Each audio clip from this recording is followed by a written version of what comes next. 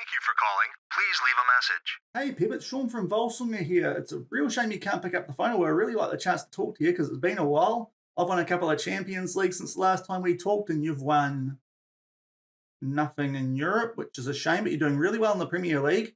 Look, I just thought I'd be the first person to let you know I'm actually retiring at the end of this European season, so if you beat us, I'm kind of leaving. So I was hoping that maybe you'd keep that in mind when you pick your Chelsea team for these next couple of games, because you've already wrapped up the Premier League. Maybe you can try and get the points record in that instead of focusing on the Champions League, because, you're probably going to lose anyway because my record against you is quite good.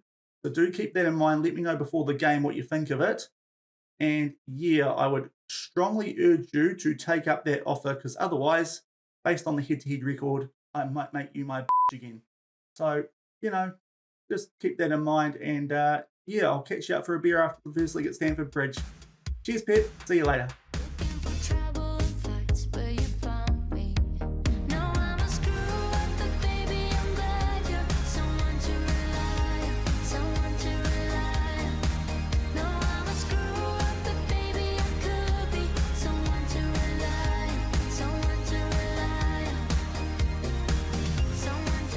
Hello everyone and welcome back to episode 221 of Husavik Heroes here on Shaun Does FM. I hope you are doing well, and coming up in today's episode is the Champions League semi-final for 2040 as we do take on Pep Guardiola's Chelsea. Also, while that goes on, Fylkir take on Newcastle in the semi-finals of the Conference League. So if you are looking forward to today's episode, then do remember to go down below, leave a thumbs up on the video, and if you haven't done so already and are enjoying this series here on the channel, also remember to hit that subscribe button and turn that notification bell on as well. It is greatly appreciated. But we do start off today's episode with an update from our under-19 team, and for the second season in a row, they have won the Youth League. Previously, this has been a bit of a curse, but we did somewhat break that curse last season. Had a good run through to the final and did defeat Anderlecht 3-0 in that final. So yet again, our under-19 team have won the Youth League for a second season in a row. Hopefully, our first team can add to that double and make it 2 years in a row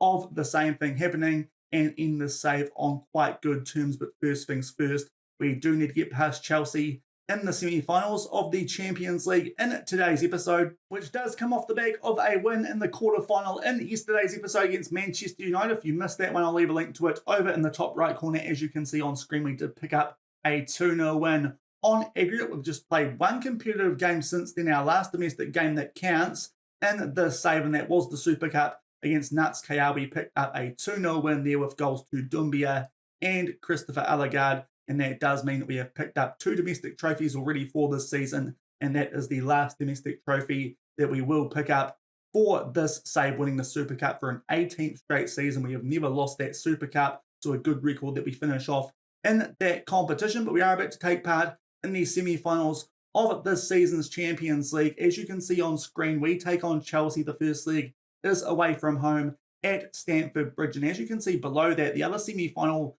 does look like the weaker semi-final potentially, and a little bit surprisingly, RB Leipzig do take a 2-0 lead into the second leg of that semi-final. So at the moment, the winner of this semi-final that we're about to play in might be taking on RB Leipzig in the final of this season's Champions League. But Chelsea are our opposition today, a team which have already wrapped up the Premier League title here for 2040. They play a 4-4-2, some really good players in that Chelsea team. Ortega at the back, and Guinwa and Kivank in the midfield alongside Benjamin Sagnier. It is quite a strong Chelsea team, albeit one slight handicap they might have is they have a proven European bottler in charge in Pep Guardiola, or at least in this save universe. But as mentioned before, they are absolutely romping away with the Premier League. They already sealed it up at the end of yesterday's episode, and with 4 games left in the season, they are on for an invincible one on 100 points already. So this is definitely a very, very strong Chelsea team, a lot better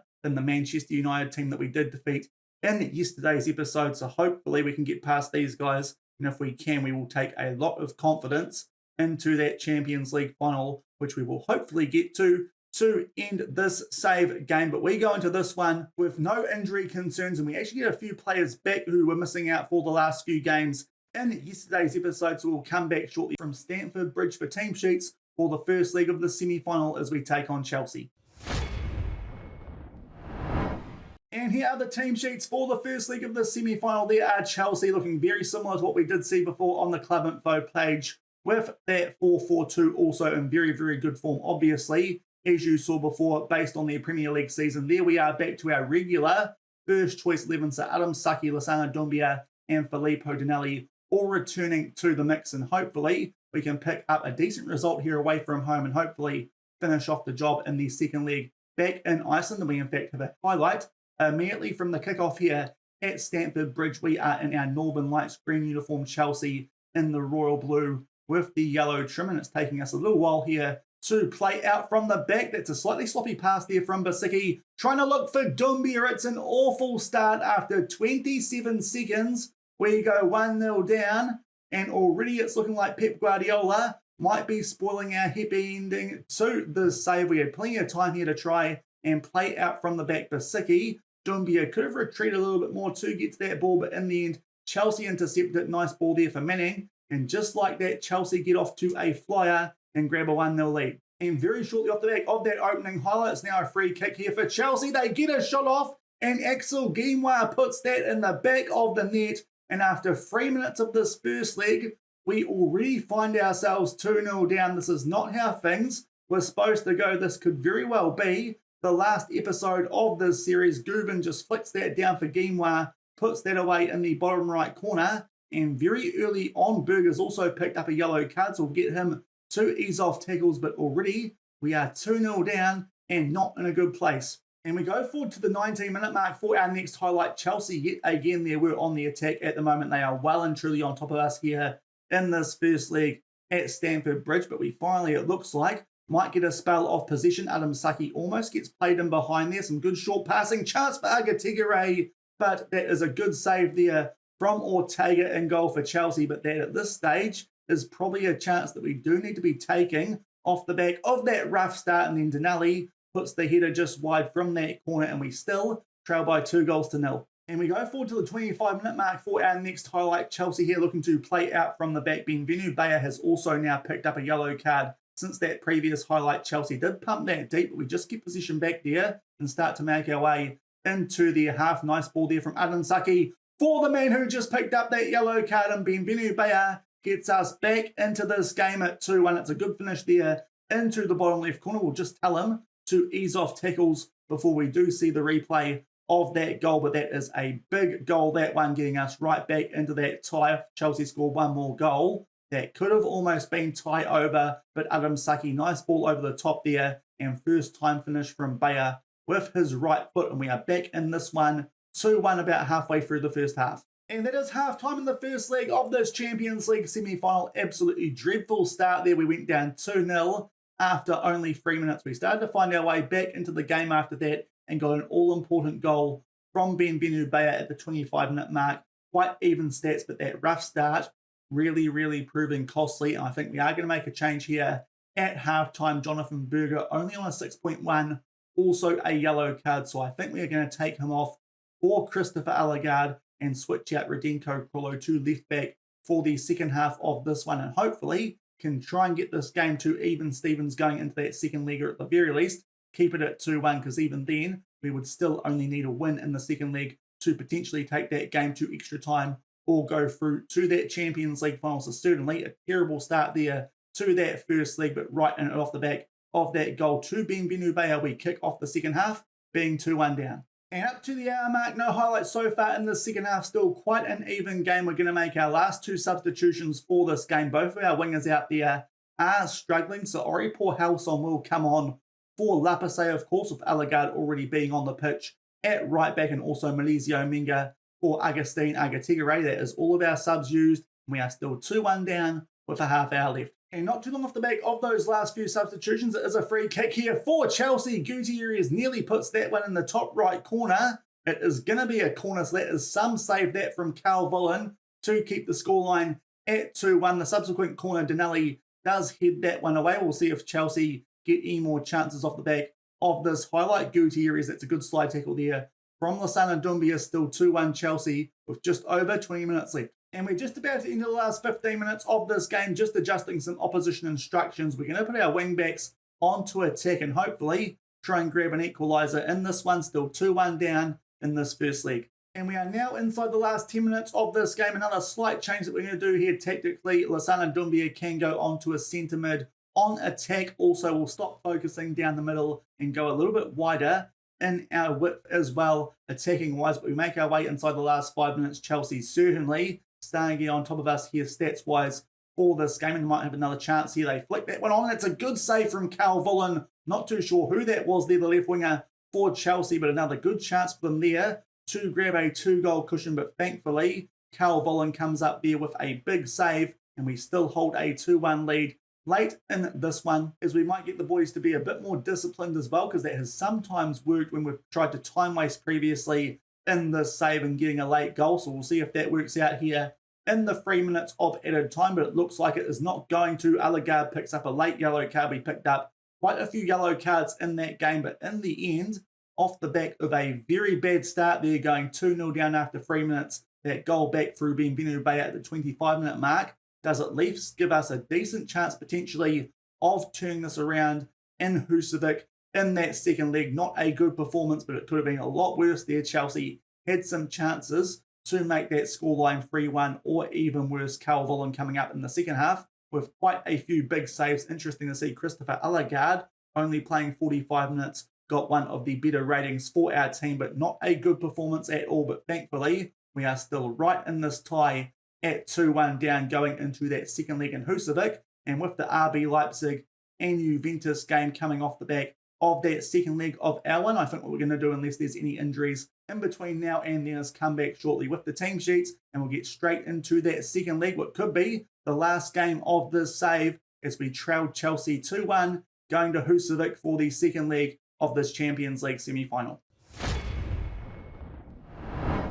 And here are the team sheets for the second leg. No new injuries, so we're sticking with exactly the same squad, which did lose there against Chelsea, but hopefully they can bounce back here in Husavik. And Chelsea, as you would expect, as far as I can tell, also going with the exact same 11, and we need to win this game to just take it to extra time. So hopefully we can get the job done. Otherwise, it is save over. And with 23 minutes gone, we have the first highlight here of this second leg. It's been a quiet, even game so far. Just one shot from either team. Chelsea there did have possession off the back of a throw, but thankfully I think that was Basicki there who did get a foot, and we start to make our way inside the box. Some lovely short passing. Adam Saki tucks that away in the bottom right corner. We will just have to wait here for a VAR check, albeit I think with all the short passing there, he might have been onside. Indeed, that is the case. And we grab our equaliser on aggregate, and we still have around about 70 minutes left here to try and grab a winning goal. Some lovely short passing there, and then Lapase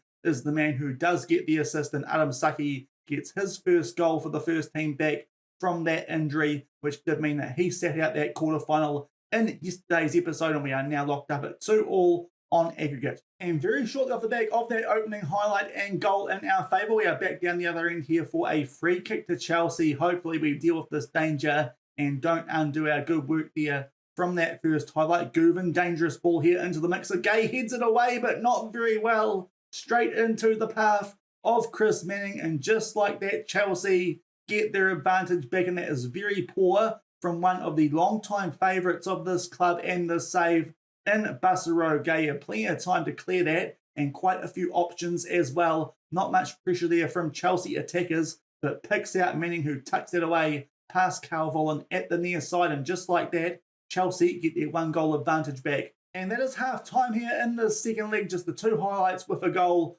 to either team. We scored a quite good goal. Unfortunately then though, Basaro Gaya with a poor clearance allowed Chelsea to grab that lead back. We are going to chuck our wing backs on attack here for this second half, and just hope that that gives us a little bit more going forward. We'll also chuck Lassana Doumbia onto a centre mid on attack as well. Actually quite happy with how we are playing in the second leg compared to the first, but we still need a goal. Otherwise we are going home, and the save will end 3-2 down on aggregate as we kick off the second half. And 5 minutes into the second half, we have an early corner here, which Lassana Doumbia puts into the mixer. Basicki gets his head on the end of that, goes just over the bar, and we still trail by a goal. And just past the hour mark, we are going to make our first substitution of the second leg. Lassana Doumbia did just recently pick up a yellow card, also just went down to a red card as well, so the Ballon d'Or winner Bruno Costa will come on for him. Also on centre mid on attack will also loosen the strings in terms of our approach play and our attacking width as well, and see if that helps here. With just under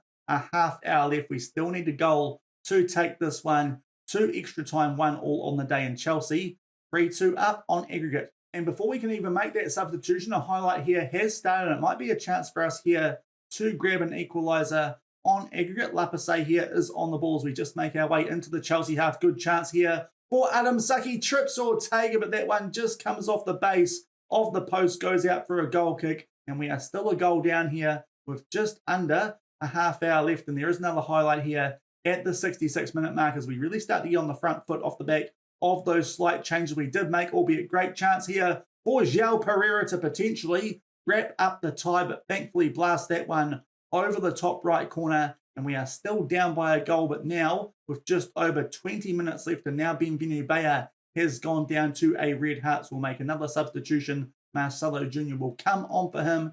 We need a goal inside these last 20 or so minutes. And we've just entered the last 20 minutes of the second leg. It's a throw in here to Chelsea as they look to really close out this tie. Gutierrez plays that one back for Ferreira. It's a little bit iffy. Lapasset heads that one away. Not a great option because it is all Chelsea players here inside the final third. They play a ball over the top, but this time Basaroge heads that out to a teammate in Agustin Agatigre, and Radenko Krolo takes his time to pick out Agatigre. This looks like it might be a long highlight.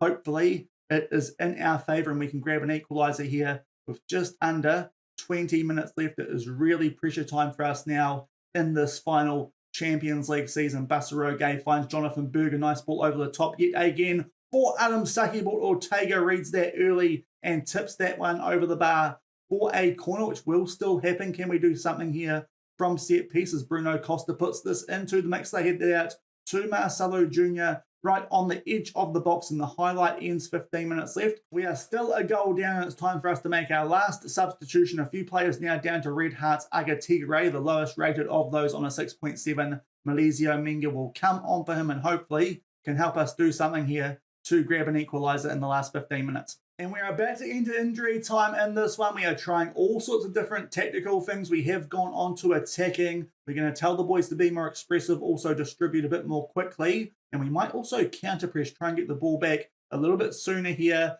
But at the moment, it looks like this might be the last episode. We need a goal here inside these last 4 minutes. Otherwise, we are bowing out of Europe in the semi-finals to Pep Guardiola's Chelsea, albeit a throw-in here inside the last minute of added time. Radenko Krolo far post for Lapasset into that far left corner. What a time for a goal from the Frenchman. And we do grab an equaliser with only seconds left in the second leg. And hopefully that will give us a chance here in extra time. All those attacking changes, to be fair, a lot of them were just rolls of the dice. But thankfully they have come off. Radenko Krolo finds Lapasset at the far post. And we do grab an equaliser. And that gives us a chance here in extra time. You look at the stats there, I think we've definitely been the better team in the second league, but what a time for a goal from one Avias Lapasset, and we are taking this one to extra time. I don't think we need to make any changes drastically, especially the way that we did finish that second half,